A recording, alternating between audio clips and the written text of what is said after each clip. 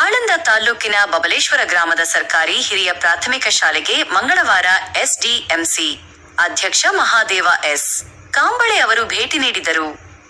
ನಂತರ ಸರ್ಕಾರದ ವಿವಿಧ ಯೋಜನೆಗಳು ಮತ್ತು ಮಧ್ಯಾಹ್ನದ ಬಿಸಿಯೂಟ ಯೋಜನೆಯಡಿ ವಿದ್ಯಾರ್ಥಿಗಳಿಗೆ ನೀಡಲಾಗುತ್ತಿರುವ ಆಹಾರದ ಗುಣಮಟ್ಟ ಸಮರ್ಪಕವಾಗಿದೆಯೇ ಎಂಬುದನ್ನು ಪರಿಶೀಲಿಸಿದರು.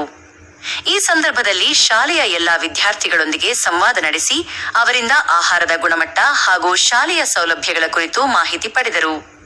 ಬಳಿಕ ಶಾಲೆಯ ವಿವಿಧ ವಿಭಾಗಗಳಿಗೆ ಭೇಟಿ ನೀಡಿ ವ್ಯವಸ್ಥೆಗಳ ಕುರಿತು ಪರಿಶೀಲನೆ ನಡೆಸಿದರು. ಇದೇ ಸಂದರ್ಭದಲ್ಲಿ ವಿದ್ಯಾರ್ಥಿಗಳ ಕಲಿಕೆಯ ಕಡೆಗೆ ವಿಶೇಷ ಕಾಳಜಿ ವಹಿಸುವಂತೆ ಶಿಕ್ಷಕರಿಗೆ ಸೂಚಿಸಿದರು.